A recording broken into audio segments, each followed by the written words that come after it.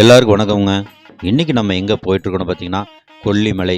அதாவது கொல்லிமலை கடல் மட்டத்திலிருந்து சரியாக ஒரு 1.5 கிலோமீட்டர் மேலே பயணம் பண்ணணும்னா அருள்மிகு அரப்பளீஸ்வரர் திருக்கோயில் வளர்ப்பூர் நாடு கொல்லிமலை உச்சியில் இருக்குங்க. இது 1000 வருடங்களுக்கு மேலாக பழமை வாய்ந்த இந்த அரப்பளீஸ்வரர் ஆலயத்தை பற்றி, இதோட வரலாறை பற்றியும், இங்கே சிவன் உருவானதை பற்றியும், பக்தர்கள் வந்து வழிபாட்டை பற்றியும் இங்குள்ள குருக்கள் நம்மளுடன் கலந்துக்கிறாங்க. வாங்க வீடியோக்குள்ளே போவோம். ஆன்மீக அன்பர்களுக்கும் சுற்றுலா விரும்பிகளுக்கும் கண்டிப்பாக இந்த வீடியோ உங்களுக்கு கண்டிப்பாக பிடிச்சிருக்குங்க. காரணம் என்னன்னு கேட்டிங்கன்னா, எங்கே பார்த்தாலும் பச்சை பசேர்னு இருக்கிற இந்த கொல்லிமலை, மூலிகை, அதை சார்ந்த இயற்கை, இப்படி சொல்லிக்கிட்டே போகலாம். வாங்க வீடியோக்குள்ளே போவோம், வரலாறு தெரிஞ்சுக்குவோம். நாமக்கல் மாவட்டம் கொல்லிமலை வட்டம் அரப்பளீஸ்வரர் திருக்கோயில் ஸ்தல புராணம். அரஹர நம பார்வதீபதையே, அரஹர மகாதேவா. தென்னானுடைய சிவனே போற்றி, எந்நாட்டவர்க்கும் இறைவா போற்றி. ஏகம்பத்துரை எய்தாய் போற்றி, பாகம் பெண்ணொரு வானாய் போற்றி. காவாய் கனகத்திரளே போற்றி, கைலை மலையானே போற்றி போற்றி. 1300 வருஷம் பழமை வாய்ந்த கோயில். 1300 வருஷத்துக்கு முன்னால் அது விவசாயம் பண்ணுற இடமா இருந்தது. விவசாயம் பண்ணும்போது ஏற்கலப்பை போட்டிருக்காங்க. ஏற்கலப்பை போடும்போது அதனுடைய கொழு வந்து சுவாமி பின்னால் காயம்பட்டு ரத்தம் வர ஆரம்பிச்சிருது. என்னென்ன விலைக்கிருந்து பார்த்துருக்காங்க. சிவலிங்கம் இது மூலிகை வளமாக இருக்கிறதுனால 18 சித்தர்கள் சேர்ந்து மூலிகை எடுத்துகிட்டு வந்து அரைச்சி தடவை ரத்தம் ரெண்டு பேருக்கு 18 சித்தர்களாலும் பூஜிக்க பண்ணப்பட்ட சிவலிங்கம். சுயம்பு மூர்த்தி, நவபாஷாணத்துக்கு முக்கியமான ஊரிய கற்கள். இந்த கல்லினுடைய பேர் வந்து பார்த்தோம்னா நளினின்ற பேர். நளினின்ற கல் இல்லாமல் நவபாஷாணம் பண்ண முடியாது. அதான் சுவாமி வந்து பிரம்மாண்டமாக பிரகாசமாக காட்சியளிக்கிறார். இவருக்கு ஏன் அரப்பளீஸ்வரன் பேர் வந்துச்சுன்னா, ஆதி காலத்தில் வேட்டையாட வந்தவங்க பசியாகி போயிடுது. கீழே ஒரு ஆறு ஓடுது, அந்த ஆற்றுல மீனை பிடிச்சி அதை அறுத்து சமையல் பண்ணுறாங்க. சரி குளிச்சுட்டு சுவாமியை தரிசனம் பண்ணிட்டு திரும்பி போய் சாப்பிடலான்னு போகிறாங்க. சாப்பிட போகும்போது பார்த்திங்கன்னா குழம்புல கரண்டி போட்டு கிண்டுறாங்க. கிண்டும் போது பார்த்திங்கன்னா செஞ்சு வச்ச மீன் ஃபுல்லாக உயிர் விட்டு திரும்பி தண்ணியிலேயே போயிடுது. உடனே சிவன்ட்டு வந்து மறையிடுறாங்க. என்னப்பா எங்களுக்கு இப்படி ஒரு சோதனை கிட்டோன்னே அதுக்கு சிவபெருமான் சொல்கிறார், நீங்கள் செஞ்ச காரியங்கள் வந்து பாபா காரியங்கள் அப்படின்றாப்புல. அறம் என்றால் தர்மம், பள்ளி என்றால் பாவம். அந்த மீனுக்கு உயிரோட்டம் கொடுத்தனால அரப்பள்ளீஸ்வரர் பேர். அறுத்த மீனை பொருத்திய அரப்பளீஸ்வரர். அறத்தை காத்து பாவத்தை நீக்கி பள்ளி கொண்டவன் பேர். 85க்கு முன்னால இந்த இடத்துல அம்பாள் இங்கே பிரதிஷ்டை பண்ணப்பட்டது. 85 கும்பாபிஷேகம் போது நாங்கள் என்ன பண்ணுறோம், இடம் கொஞ்சம் ஃப்ரீயாக கிடைக்கிறதுக்காக அம்பாளை பின்னால் தள்ளி வச்சு பிரதிஷ்டை பண்ணியிருக்கோம். இந்த இடத்துல வந்து சித்தர்கள் வந்து என்னென்ன அக்ஷரங்கள் வச்சுருக்காங்கன்னு தெரியாது. அதனால் அதை பார்க்கக்கூடாதுன்னு சொல்லிட்டு அப்படியே லாக் பண்ணியாச்சு. பூஜை பண்ண இடம் சும்மா இருக்கப்படாதனால இது ஒரே கல்லால் செய்யப்பட்டது. அஷ்டலட்சுமி, ஸ்ரீ சக்கரம், அர்த்தமேரு. அதாவது 85க்கு முன்னால் இந்த இடத்துல அம்பாள் இங்கே பிரதிஷ்டை பண்ணப்பட்டது. 85 கும்பாபிஷேகத்துக்கும் போது இந்த இடத்துல அம்பாளுக்குன்னு தனியாக கோபுரம் கிடையாது. சரி 85 கும்பாபிஷேகம் போது கோபுரம் வச்சு எடுத்து இது பண்ணிக்கலாம்னு சொல்லி அம்பாளை பின்னால் தள்ளி வச்சு பிரதிஷ்டை பண்ணிக்கலாம். இந்த இடத்துல வந்து சித்தர்கள் வந்து என்னென்ன அக்ஷரங்கள் வச்சுருக்காங்கன்னு தெரியாது. அதனால் அதை பார்க்கக்கூடாதுன்னு சொல்லிட்டு அப்படியே லாக் பண்ணியாச்சு. பூஜை பண்ணாடா சும்மா இருக்கக்கூடாதுனால அது ஒரே கல்லால் செய்யப்பட்டது. அஷ்டலட்சுமி, ஸ்ரீ சக்கரம், அர்த்தமேரு. எனக்கு தெரிஞ்சு தமிழ்நாட்டில் இது 2வது கோவில். முதல் கோவில் வந்து பார்த்தோம்னா ராமேஸ்வரம். ராமேஸ்வரத்தில் ஈசான்ய மூலையில் எல்லா அம்பாலும் கீழ் நோக்கின மாதிரி இருந்து நடுவில் சக்கரம் மகாமேரு இருக்கும். இங்கே வந்து பார்த்தோம்னா எல்லா அம்பாலும் மேல் நோக்கின மாதிரி இருந்து நடுவில் சக்கரம் அர்த்தமேரு. அங்கே மெடிடேஷன் பண்ண முடியாது, இங்கே மெடிடேஷன் பண்ணலாம். இது புத்திர பாக்கியத்துக்கு முக்கியமான உரிய ஸ்தலம்.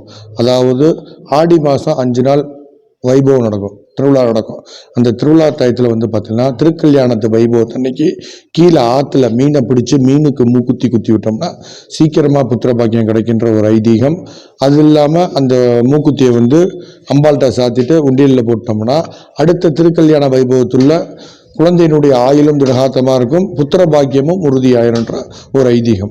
இது நால்வரால் ஞானத்தில் தோண்டி பாடல் பெற்ற ஸ்தலம். அப்பர், சுந்தர், திருநாவுக்கரசர், மாணிக்க வாசகர் இவங்க 4 ஞானத்தில் தோண்டி பாடல் பெற்ற ஸ்தலம். 85 வந்து பார்த்தீங்கன்னா 85 கும்பாபிஷேகம் போது வந்து பார்த்தீங்கன்னா அருணகிரிநாதர் வந்து பாடியிருக்காரு, கிருபானந்தர் வாரியார் வந்து பாடியிருக்காரு. இது வந்து பார்த்தீங்கன்னா இந்த சுவாமிக்கு சொந்தமான இடம் வந்து கிழக்கு பகுதியில் புளியஞ்சோலன்னு ஒரு ஊர் இருக்குது. அந்த இடத்துல சுவாமிக்கு சொந்தமான இடம் இருக்குது. அங்கே போய் கோயிலில் இருக்கிற நந்திக்கு வந்து பார்த்தோம்னா 3 கால் தான் இருக்கும். ஏன்னா சுவாமிக்கு சொந்தமான இடம் வந்து பார்த்தோம்னா புளியஞ்சோலையில் சுவாமிக்கு சொந்தமான இடம் இருக்குது. அங்கே போய் மேய போன நந்திகேஸ்வரர் வந்து பார்த்தோம்னா கோயிலுக்கு வெளியில் 2 விக்கிரகம் பார்த்தல அவங்க வந்து பார்த்தீங்கன்னா தாழ்த்தப்பட்ட ஜாதி. அவங்க தோப்புல போய் நந்திகேஸ்வரர் மேய்ஞ்சோன்னே என்ன பண்ணிடுறாங்க, வேல் கம்பையும் அருவாளையும் எடுத்துகிட்டு வந்து நந்திகேஸ்வரர் துன்புறுத்த வந்துடுறாங்க. நந்திகேஸ்வரர் கீழேருந்து வந்த அந்த பாதச்சுவடுகள் ஃபுல்லாக இன்னும் பாறையில் இருக்குது. கோயிலுக்குள்ளே வந்தோடனே என்ன பண்ணிடுறாரு, ஓம் நம சிவாயின்னு சொல்லி இளப்பாரிட்டு இருக்கும்போது அவங்க வெளியிலேருந்து உள்ளே வர முடியாத காரணத்தினால வெளியிலேருந்து வேல் கம்பையும் அருவாளையும் எடுத்துகிட்டு வந்து நந்தியை துன்புறுத்த வந்துடுறாங்க. நந்திகேஸ்வரர் கீழேருந்து வந்த அந்த பாதச்சுவடுகள் ஃபுல்லாக இன்னும் பாறையில் இருக்கு.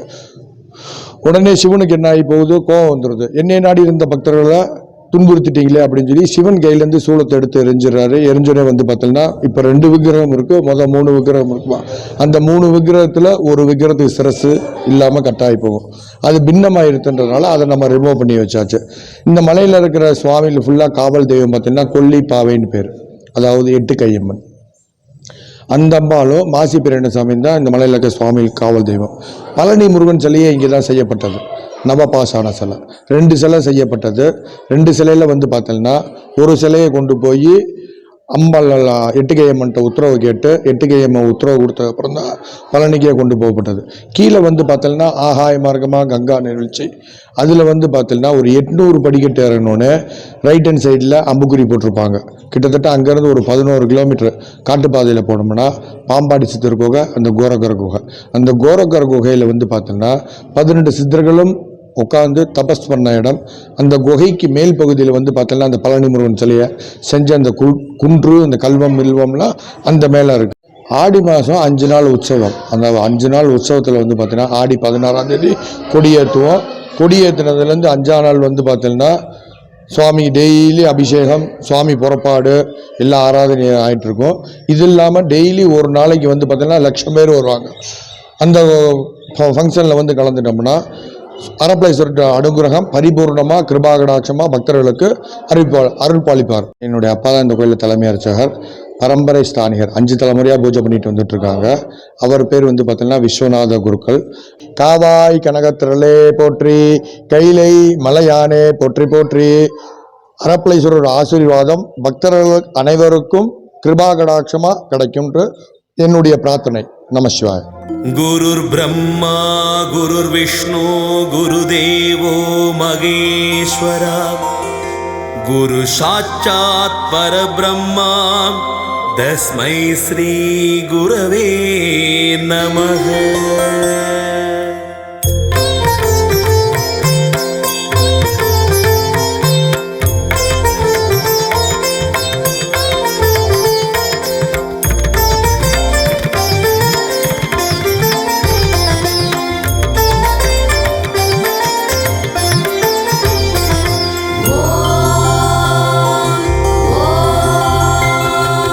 நிலவோடு உறவாடும் மேகங்கள்